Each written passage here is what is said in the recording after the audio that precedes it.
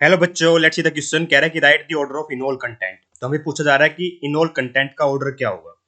तो देखिए बेटा, मैं आपको एक बात बताता हूँ आपको कि टोटोमेरिज्म क्या होती है। एक चीज होती है बेटा टोटोमेरिज्म, जिसमें क्या होता है बेटा, इंटर कन्वर्ट होता है कीटो इनोल फॉर्म का। स्पेसिफिकली मैं कीटो इनोल फॉर्म की बात कर रहा हूँ, और भी बहुत सारी फॉर्म्स होती है। होता क्या बेटा इसके अंदर, ठीक है, माइग्रेशन होता है हाइड्रोजन का या किसी बॉन्ड का या किसी एटम का। ठीक है, तो एक्चुअली में एक प्लेस कैसे करती है, कीटो फॉर्म है बेटा, तो इसकी इनोल फॉर्म इस तरीके से बनेगी।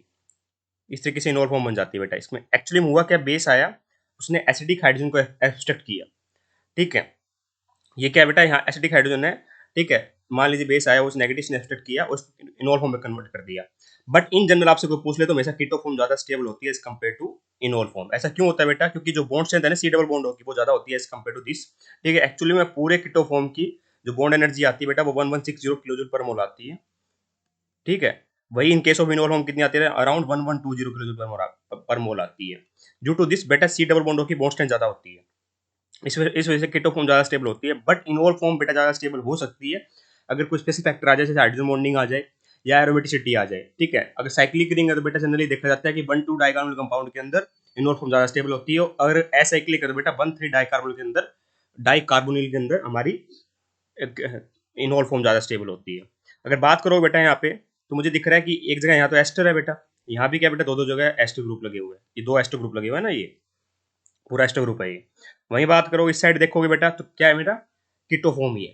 क्या है बेटा, कीटोफॉर्म ही है। ये भी कीटोफॉर्म है, ये भी कीटोफॉर्म है। तो इस केस में बेटा हमारा क्या होगा ये, अब देखिए ध्यान से।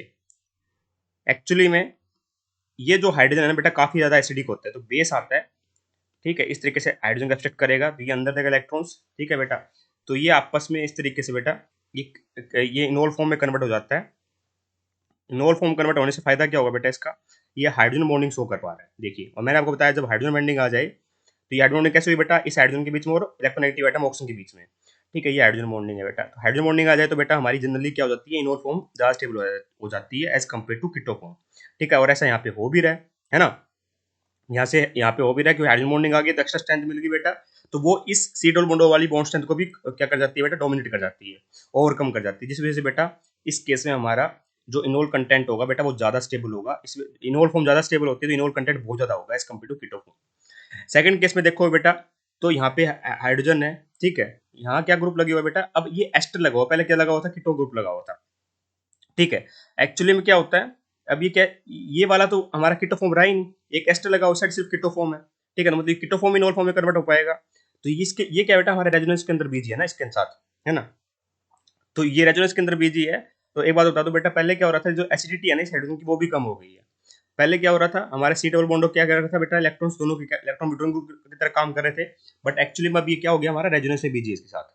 ठीक है, तो थोड़ी एसिडिटी भी कम हुई है। दूसरी बात बेटा, सिर्फ एक तरफ से ही ये, उसमें क्या चांस है बेटा, दोनों तरफ से इनोल बन सकता था। ठीक है, इसमें केवल एक ही चांस है इस तरफ से इनोल बन सकता है।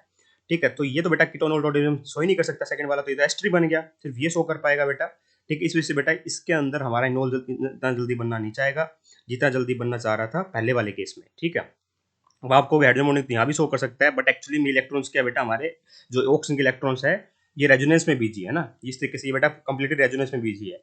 ठीक है, और ओ आर ग्रुप के साथ, तो इतनी अच्छी हाइड्रोजन बॉन्डिंग भी नहीं बन पाएगी बेटा यहाँ पे। तो इस केस में बेटा हमारी कीटो फॉर्म ज्यादा प्रेफर रहेगी इस इनोल फॉर्म।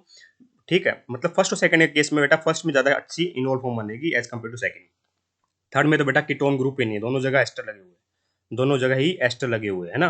तो इसका मतलब बेटा यहाँ पे कीटो इनोल टोटोमिज्म पॉसिबल ही नहीं है, इनोल फॉर्म बन ही नहीं पाएगी, क्योंकि कीटो फॉर्म की इनोल फॉर्म बनती है बेटा कन्वर्ट होकर।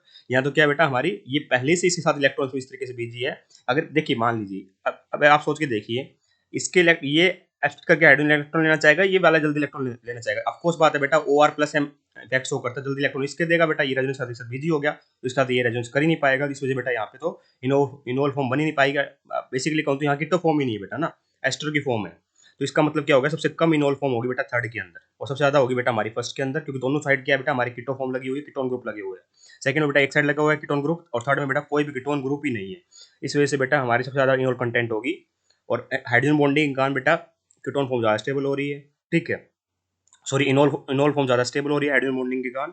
ठीक है, फर्स्ट सबसे ज्यादा इनोल कंटेंट होगी, सेकंड में उसके उसके बाद सेकंड में, उसके बाद थर्ड में। Hence option number 1 is absolutely correct here. I hope you understand the answer. Thank you so much.